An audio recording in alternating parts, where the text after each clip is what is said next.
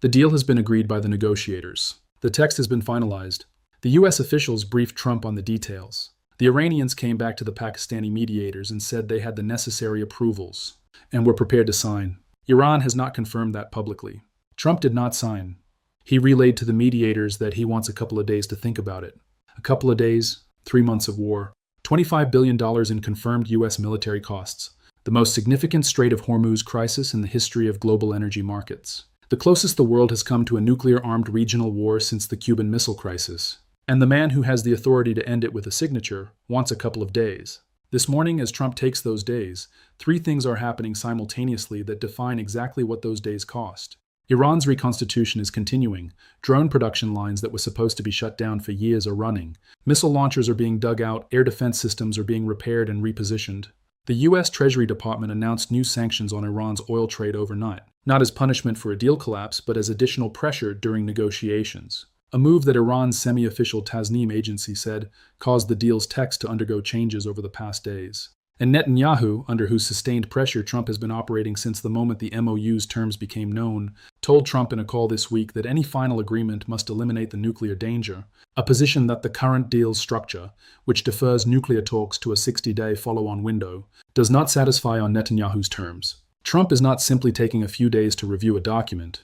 He is taking a few days in which the deal is simultaneously being eroded by new sanctions, pressured by his most important regional ally, rebuilt by the Iranian military it was designed to permanently degrade, and waited on by Iran's chief negotiator who said publicly this morning that no step will be taken before the other side acts. The clock is not neutral. The clock favors the institution that has been using every hour of diplomatic delay since February 28th to restore what the American military spent 38 days destroying. To understand what Trump is actually weighing during these couple of days, and why the decision is harder than the deal's surface terms suggest, you need to understand 4 specific pressures that are operating on him simultaneously and pulling in different directions, with different institutional constituencies and different strategic logics. The first pressure is Netanyahu. Benjamin Netanyahu has been the most consequential external voice in Trump's Iran deliberations since the war began. The joint U.S.-Israeli operation on February 28th was built on a shared strategic objective, eliminating Iran's nuclear program and its military offensive capability simultaneously. Israel's price for that partnership was American commitment to ensuring the nuclear question is resolved, not deferred. Netanyahu's statement this week that any final agreement must eliminate the nuclear danger is not diplomatic boilerplate.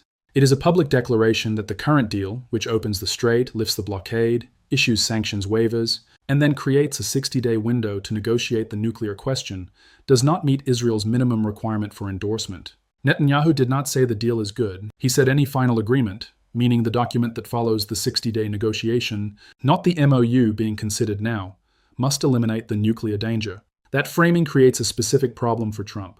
If Trump signs the MOU and the 60-day nuclear negotiation fails to produce the nuclear elimination that Netanyahu specified as the requirement, Trump owns a deal that his most important regional partner publicly said did not meet the standard.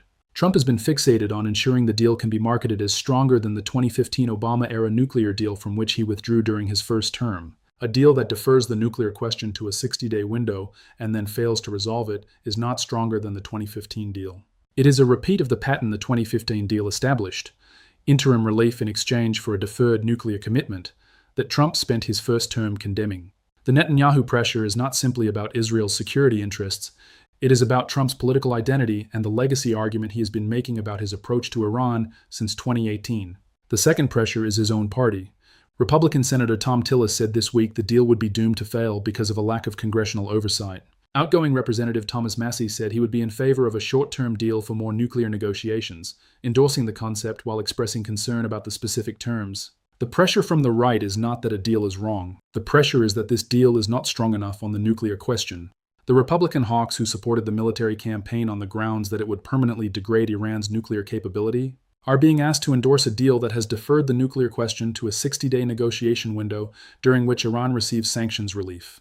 Their institutional argument is that the leverage that produced the deal, the blockade, the financial strangulation, the wall of steel that Besant described, will be partially relieved by the deal's first phase before the nuclear commitment is secured.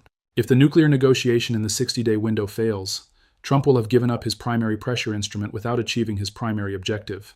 The conservative critics are not wrong about the sequencing risk. They are using it to press Trump toward demanding stronger nuclear language in the MOU before signing rather than accepting a nuclear commitment deferred to the second phase. The third pressure is the economic argument, and it runs in the opposite direction from Netanyahu and the Republican hawks. Speaker Johnson said the deal would bring gas prices down and be a big thing for the midterms. Treasury Secretary Bessent emphasized the blockade's economic achievement, troops unpaid, police not working, currency in free fall, as the evidence that the pressure produced the deal. European shares rose this morning as investors took comfort from expectations the deal could be finalized.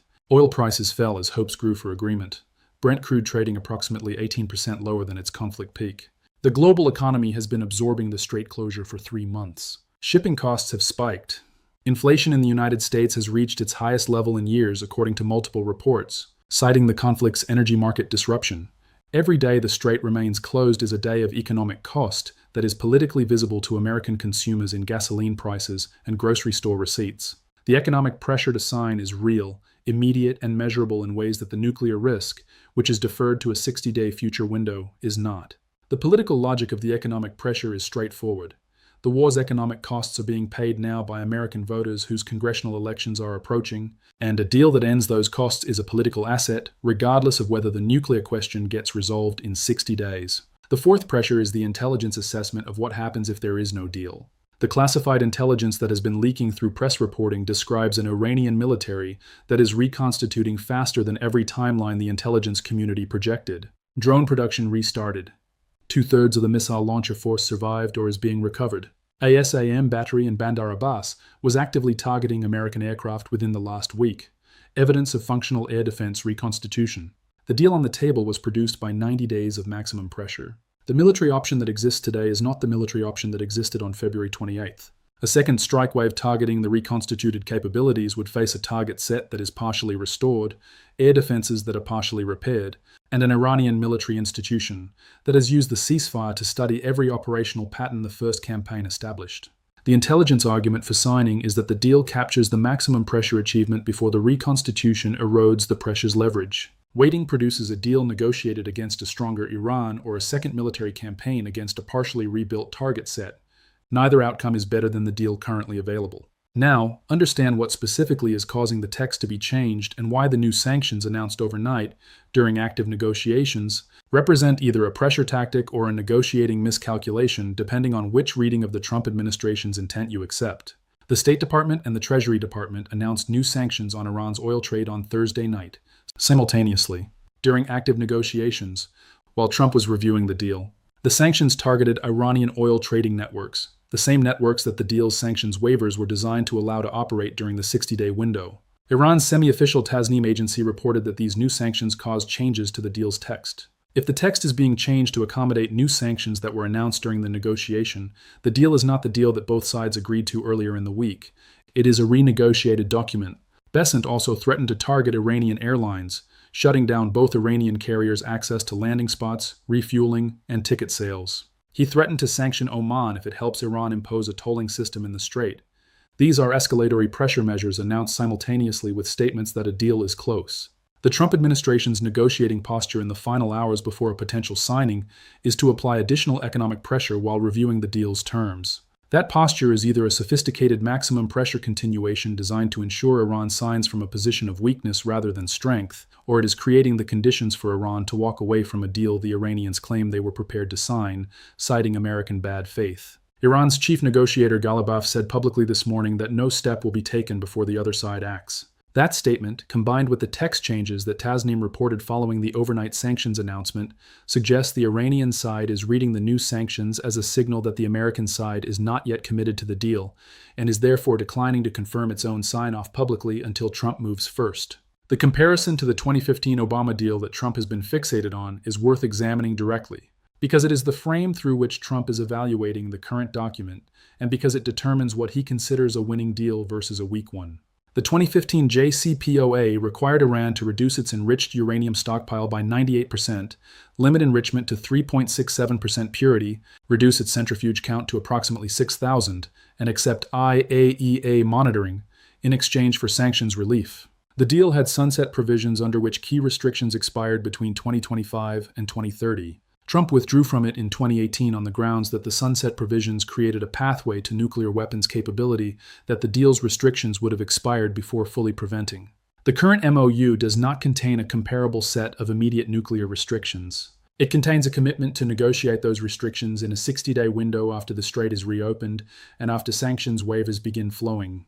The specific nuclear language that would make the current deal stronger than the 2015 deal, permanent enrichment prohibition, immediate uranium disposal, no sunset provisions, intrusive IAEA access, is not in the MOU. It is the subject of the 60-day negotiation that follows the MOU. Trump signing the current MOU and declaring it stronger than the Obama deal requires accepting that the 60-day nuclear negotiation will produce the specific provisions that make it stronger.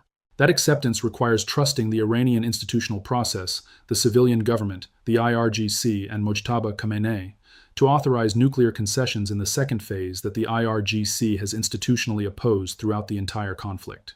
It requires believing that Ghalibaf's statement that only actions matter, not words, will be resolved by American actions, the blockade lift, the sanctions waivers, producing Iranian nuclear actions in the 60-day window. Trump's few days of deliberation is the time he is taking to decide whether he believes that. Here is where the decision stands as of this morning. Trump wants a couple of days. Iran is waiting for the other side to act first. New sanctions were announced overnight. The deal's text has been changed following those sanctions. Netanyahu is pressing for stronger nuclear language. Republican hawks want congressional oversight. The economic argument for signing is immediate and measurable. The intelligence argument for signing before the reconstitution advances further is urgent. The Iranian military is rebuilding every day the decision is delayed. The global oil market is pricing in expectations of a deal that has not been signed. European shares rose this morning on deal hopes. Oil is down 18% from its conflict peak.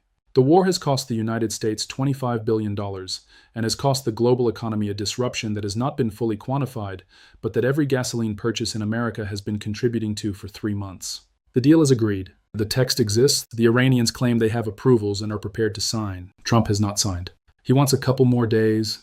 And every day is an Iranian reconstitution day that the 60-day nuclear negotiation will have to overcome. The couple of days ends when Trump decides whether this deal is strong enough to sign or whether the alternative, more pressure, more strikes, more time, more cost, produces something stronger. That decision is the war's entire remaining question. And it is being made right now in a deliberation that the world is watching from outside the room.